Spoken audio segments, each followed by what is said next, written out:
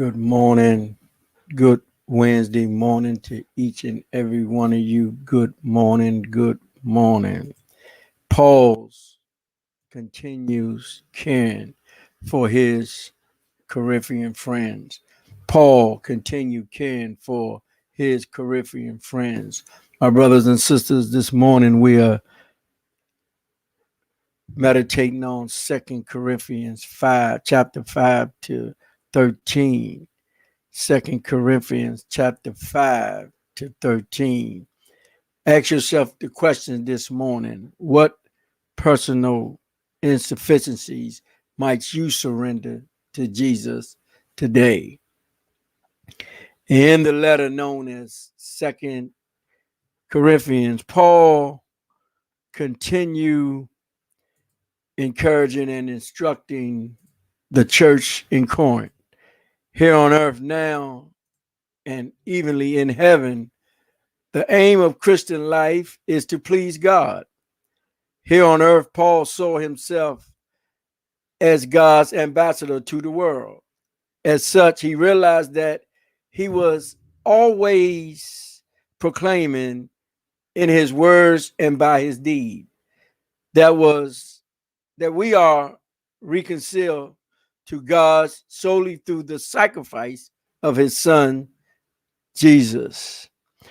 Paul wanted the Corinthians believers to see themselves in this way too.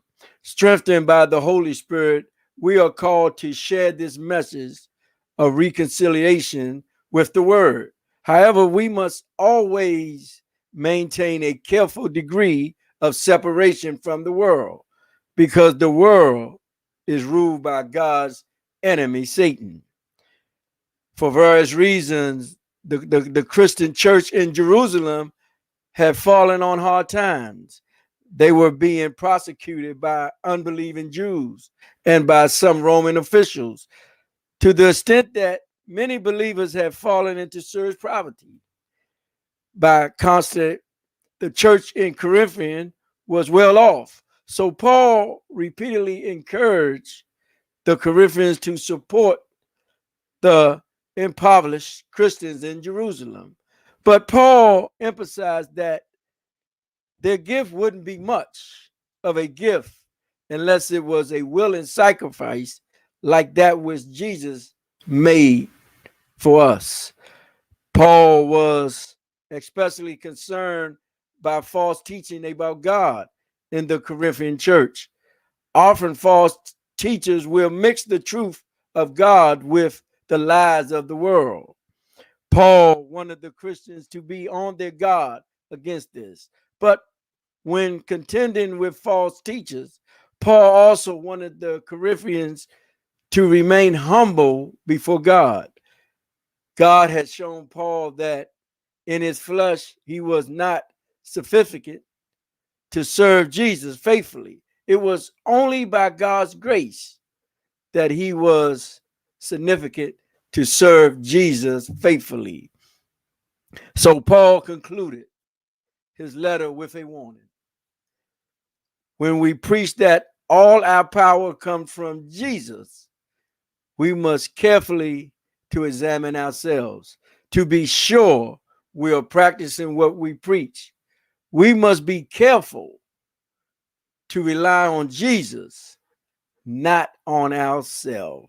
We must be careful to rely on Jesus, not on ourselves. Good morning, each and every one of you. Good morning, Sister Gertie. Good morning, Sister Williams. Good morning, Sister Jenny. Good morning, good morning, Sister Nona. Good morning, good morning, Brother Troy. Good morning, Brother Jack.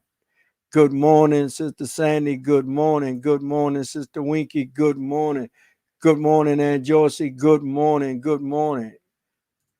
morning, Sister Sheila. Good morning, my brothers and sisters. As you go throughout this Wednesday, as you walk today with your head up, as you walk today with a smile on your face, Lord, please help us to love relying on your grace. Lord, please help us to love relying on your grace. May each and every one of you have a blessed Wednesday. May God continue to shine light on you and your family as you go through this day. Tell someone that Jesus loved them. God bless you, and we'll see you back here tomorrow morning at 7 a.m. Tell someone Jesus is love. God bless you.